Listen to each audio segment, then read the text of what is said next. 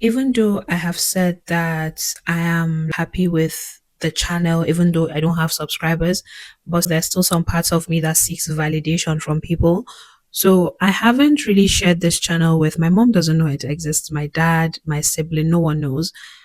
Just a few friends from my university when I was in my master's. So when I first made, I think, two videos or three videos on the channel, I sent it to four, three of my friends and one person. She's an acquaintance, and I knew she had a YouTube channel when we were in India, and I sent it to her and I told them to give me feedback, and they gave me good feedback. And I was happy about that. They told me what I should improve on, like sound. They said the music was overpowering, just stuff like that. So it made me really happy. But one thing I had to catch myself on, because I'm a very self-aware person and I don't like to unconsciously slip into patterns. I always analyze myself and try to pick up on things that I'm doing early. And I realized that one way or the other, I'm trying to seek validation from people. Because even though you said I don't care that people are not seeing it, when I make a very beautiful, to me, what I feel like is a very beautiful thumbnail, guys, please go and watch my Bristol bubble tea video. I love it so much. I put in so much love. I'm not even joking, so much love and attention. I spent a whole week editing that video. And for me, I noticed that it's not even a topic that's popular on YouTube. It's not going to get thousands of views, but it was me talking about something I genuinely loved and I'm passionate about, something that genuinely made me happy and got me through the challenges of my master's. So making that video felt so fulfilling. Then I just loved how I edited it, because the fact that I'm not good at editing and I was learning on the go, which was why it took me so long to finish editing it. And then the thumbnail, it's literally my best thumbnail on my channel so far. I don't know if definitely in future, definitely I'll make better thumbnails, but so far it's my best. So I just love that video so much. So back to what I was saying. So because no one really sees the channel, I find myself, after I make a very beautiful edit or a video, I feel tempted to share it to my friends. I feel tempted to share it to those four people that I told, just so that they can tell me, oh, Zainab did well, oh, Zainab, this looks nice. And I didn't want to get into that habit, and I had to stop myself, because why am I waiting for someone to tell me that that video looked nice or that thumbnail looked nice? I know that deep down, it's not like I was searching for constructive feedback. I was searching for validation, and I had to stop myself because I can't keep up like that. This is a long-term game. I want to do this for years. It's something that I'm enjoying. I don't want to go into it seeking validation from people. I learn to trust myself. And if I find that something looks good and I like it, then that's on period. And it's not as if it's a bad thing.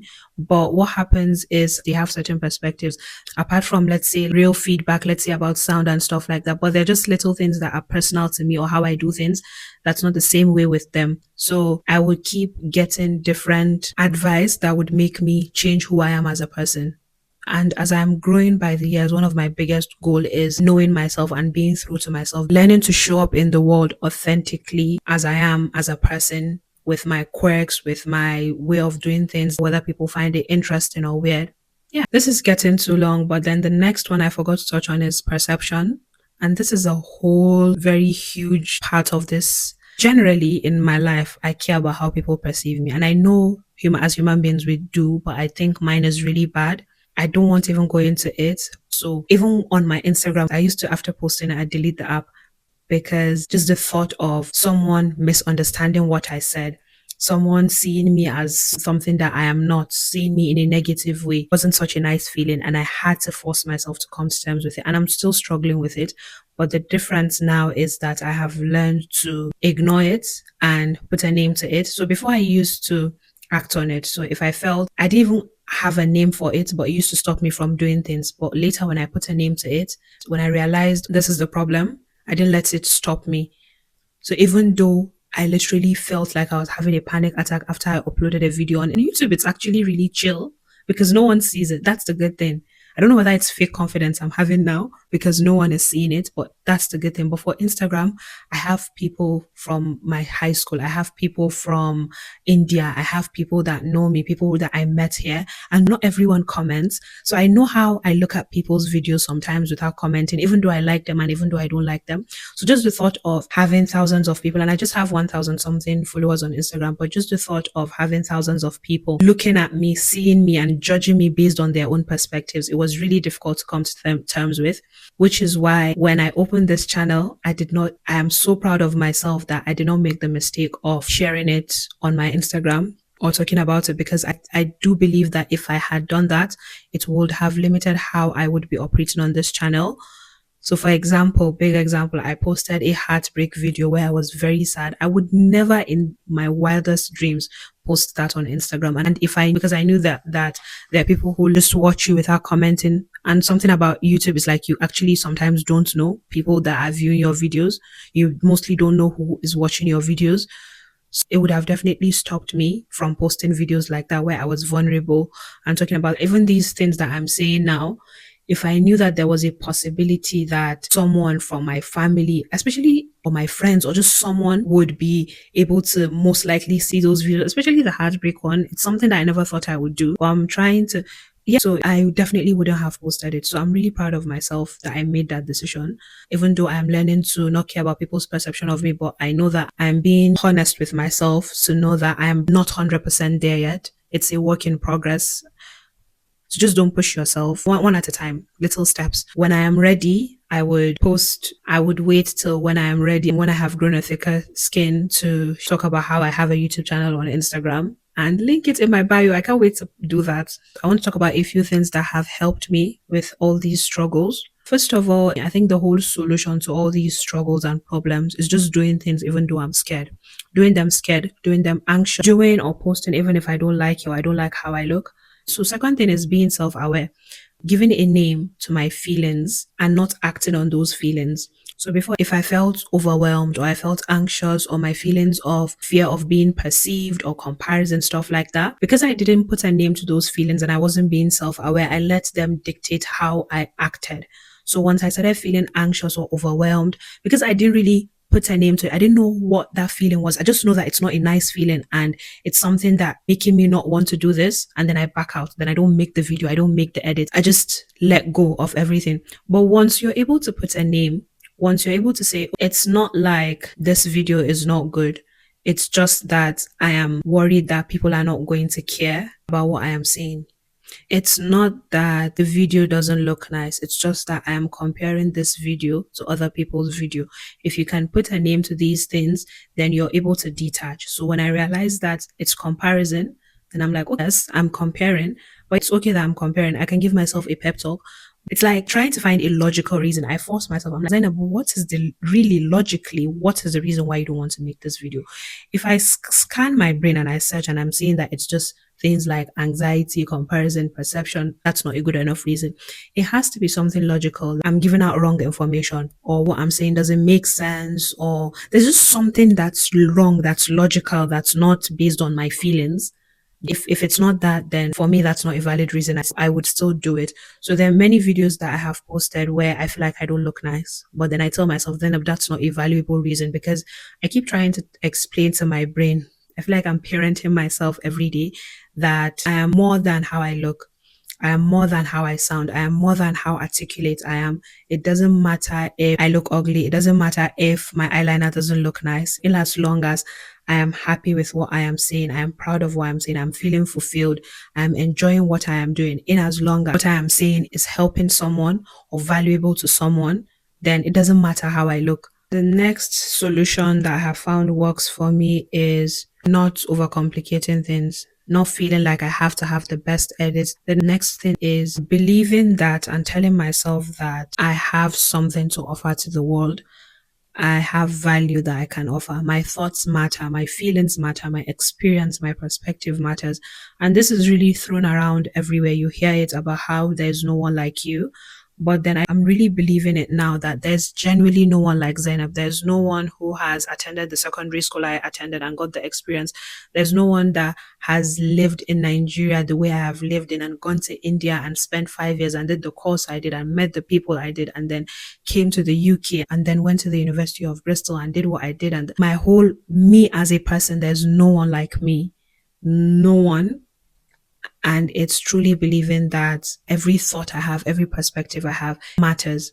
It's telling myself that I don't have to be perfect to be valuable. I don't have to have the best speech. I don't have to speak as articulately as possible.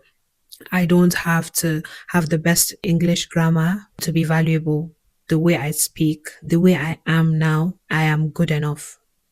Literally, point blank, period. And it's forcing myself to show up in the world exactly the way I am and not really caring how I am perceived. It's easier said than done. It's a similar thing I want to say, but also loving my voice, loving the little quirks about me. So for these days, I'm loving how, I don't know, I just love how my eyes look, mashallah.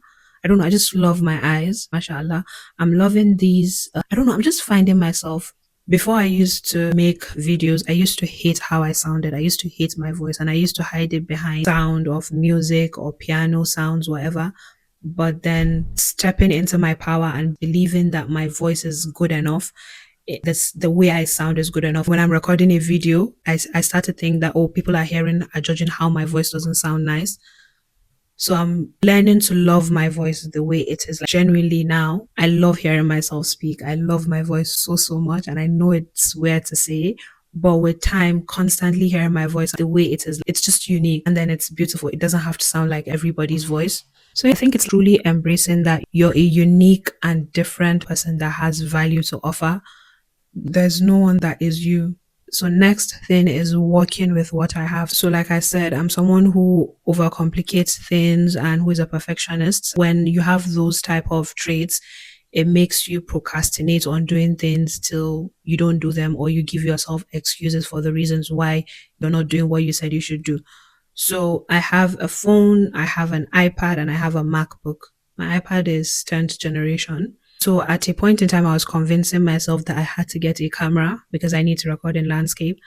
And I knew if I stuck with that, I would not have this YouTube channel anytime soon because I definitely don't have the money to get to buy a camera. And even if I did, I have more important things that I would do with, considering it's not like I'm going to get paid on YouTube. It's something that would be maybe with time in the future. It's just a passion project and it's a lot of money for a camera. So what I did is I started forcing myself to record with my phone.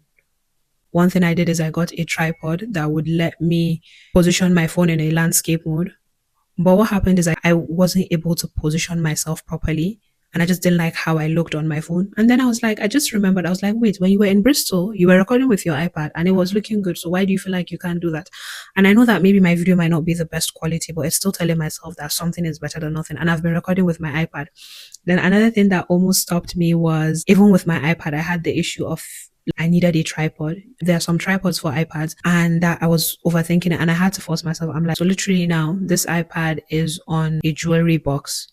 So it's me always finding ways to position my iPad properly without a tripod. Sometimes I put it near my window and then I find a stool and I sit in front of my bed and sometimes I have pillows. It's just forcing myself to work with what I already have. There was literally a day where I had a whole table on my bed and then I had some books on the table and then I put the iPad.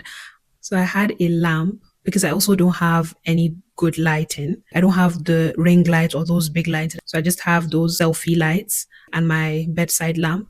So that specific day, I can clearly remember I had to put the bedside lamp on a napkin, literally this napkin. So imagine putting a bedside lamp on this napkin so that it could illuminate the light from afar. And then I was sitting, it was a whole setup. I'll have a picture of it. Even now, my setup is funny because it's literally the jewelry box and then a bottle that's balancing the back of the iPad and then a lamp. So all I'm trying to explain is working with what you have. There's always a way. And I would have loved to buy another tripod for my iPad, but I feel like I can work with what I have. I can use the money for something else. And I don't want to have two cameras and I don't want to have two tripods. So far this setup is working for me. I feel like in as long as you can see me and hear me clearly, then that's all. With time, when I have the resources, then I can get a